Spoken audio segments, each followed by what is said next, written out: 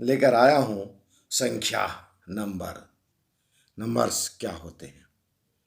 यदि आप मेरे चैनल पर फर्स्ट बार आए हैं तो आप लाइक, शेयर और सब्सक्राइब जरूर कर लें ताकि सभी वीडियो आपको समय से मिलता रहे। तो चलिए हम लोग बिना समय गंवाए आज नंबर्स पर बात करते हैं, संख्या पर। चूँकि सामान्य अर्थ में हम लोग जानते हैं और पढ़ते भी हैं, संख्या एकः द्वि त्रि चतुर पंच षट इस तरह होता है, सप्त अष्ट नव दस। लेकिन एक से लेकर के पाँच तक, एक से लेकर के पाँच में चार ही तक कहिए, एक से लेकर के चार तक संख्या का वचन होता है। एक वचन एक है तो एक वचन, दो है संख्या द्विवचन, और तीन या उनसे ज़्यादा संख्या है तो बहुवचन में प्रयोग होता है। तो ये तो वचन हो गया। अब इसमें लिंग भी होता है। एक से लेकर के चार तक में विभिन्न लिंगों में प्रयोग होता है। जैसे एक के लिए आप देख रहे हैं यहाँ एका है, एका भी है और एकम भी। तो आप कहेंगे कि ये कैसे हो गया, एका एका एकम। तो एका यहाँ छात्र, एकः छात्रः, एकः बालकः, एकः गणेशः। अर्थात यदि वो शब्द पुल्लिंग है तो उसके साथ हम लोग एक लगाएंगे, पुल्लिंग के साथ एकः होगा। वही यदि स्त्रीलिंग हो, जैसे माला स्त्रीलिंग है, तो यहाँ यदि हम एकः माला कहेंगे तो ये आपका रॉन्ग हो जाएगा। तो क्या कहना होगा, तो आपको कहना होगा एका माला, एका बालिका, एका स्वसा। अर्थात यदि वो स्त्रीलिंग है तो एका, और यदि नपुंसकलिंग हो तो एकम। एकम पुष्पम, एकम पुस्तकम, एकम गृहम।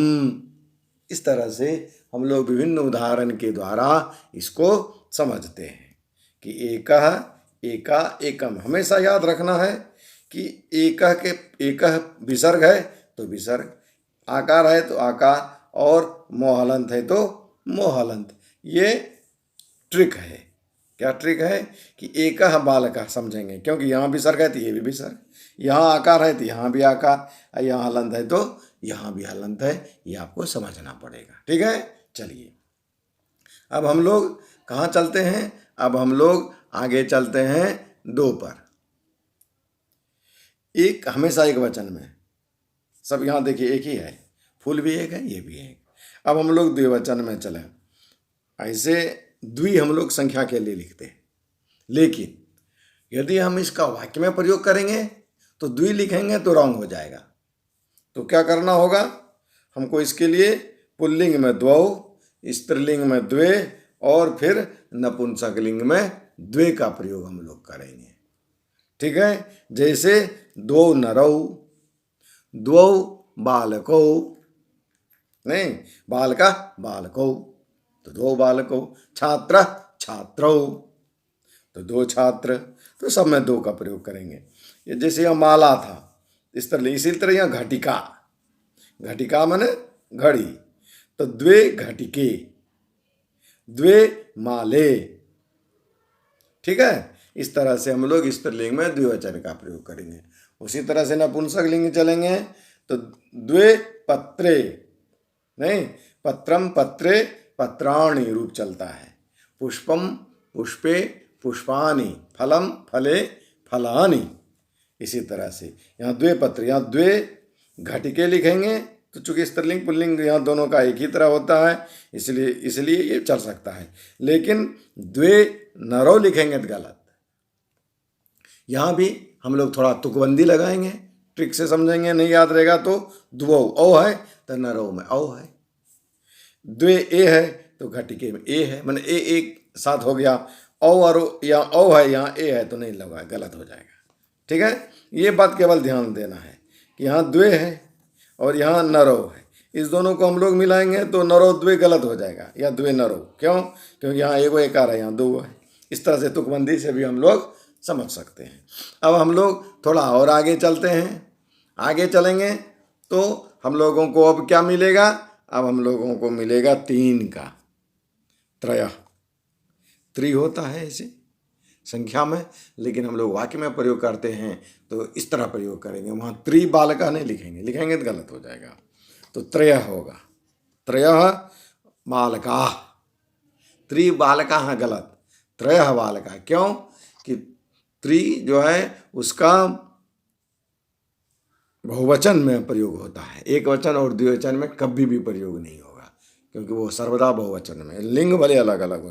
तो त्रयः वानराः, त्रयः बालकाः, त्रयः नराः, इस तरह से हम लोग प्रयोग करेंगे। फिर तीसरा बालिका है, स्त्रीलिंग है तो उसके लिए तीसरा प्रयोग होता है। और यदि नपुंसक लिंग है तो त्रीणी का प्रयोग होता है। त्रीणि फलानि, त्रीणि फलानि, तीसरा बालिकाः, इस तरह से हम लोग प्रयोग करेंगे।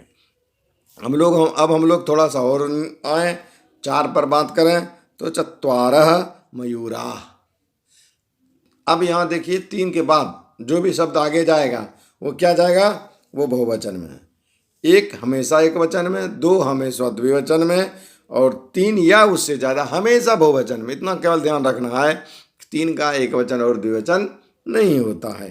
तो यहाँ और इसके बाद वाला जो शब्द का जो हम लोग प्रयोग करेंगे तो वो हमेशा बहुवचनांत होगा। जैसे बालकाः, सुरेशाः, नराः, वानराः, इसी तरह से यहाँ मयूराः, नहीं, इसी तरह से हम लोग इसका चत्वारः तो मयूराः प्रयोग करेंगे। उसी तरह से स्त्रीलिंग रहेगा तो उसके लिए चतस्रः प्रयोग करेंगे। क्या प्रयोग करेंगे? चतस्रः प्रयोग करेंगे उसके लिए। चतस्रः नर्तक्यः, नहीं, इस तरह से नर्तकी है तो इसका नर्तक्यः प्रयोग करेंगे। चत्वारि व्यजनानि, 4 पंखे होंगे तो चत्वारि व्यजनानि। फल यदि इसके जगह पर आता तो चत्वारि फलानि, घर आता तो चत्वारि गृहाणि। इस तरह से यहाँ जैसे स्त्रीलिंग में तो यहाँ तीसरा बालिका, तो यहाँ चतस्रः बालिकाः भी कर सकते हैं, चतस्रः घटिकाः कर सकते हैं, चतस्रः मालाः कर सकते हैं। एक वचन और बहुवचन में स्त्रीलिंग में अंतर है कि एक वचन में विसर्ग नहीं होता है और बहुवचन में स्त्रीलिंग में विसर्ग हो। जैसे लता, लते, लताः, वहाँ विसर्ग का प्रयोग होता है। इसलिए कभी मिस्टेक नहीं करना है। एक वचन में स्त्रीलिंग में विसर्ग नहीं, बहुवचन में विसर्ग। चाहे दीर्घकारांत शब्द हो वो भी स्त्रीलिंग है, या आकारांत शब्द हो स्त्रीलिंग में प्रायः 80% सही होगा, 100% नहीं, लेकिन 80% है कि अंत में जो है बहुवचन में विसर्ग रहेगा। स्त्रीलिंग हो एक वचन में एगो है तो वहाँ विसर्ग नहीं देना है, बहुवचन है विसर्ग देंगे। इसलिए गलती कभी नहीं करना है एक वचन और बहुवचन का। ठीक है। इसके बाद 5 से फिर उसी तरह से पंच मयूराः, पंच नर्तक्याः, नर्तक्यः, पंच व्यजनानि, इसी तरह से फिर हम लोग वहाँ प्रयोग करेंगे। षट को उसी तरह से होगा, षट मयूराः, षट नर्तक्याः, षट व्यजनानि। फिर हम लोग सप्त, अष्ट, नव, 10, इसी तरह से हम लोग एकादश, इसका हमेशा बहुवचन में प्रयोग होता है। तो आज इतना ही। यदि फिर से मैं कह रहा हूँ, यदि आप इससे किसी भी तरह का कोई परेशानी हो तो आप कमेंट्स बॉक्स में ज़रूर लिख दें, मैं कोशिश करूँगा आपकी उस समस्या का समाधान करने का। आज इतना ही। शेष अगले वीडियो में। राधे राधे।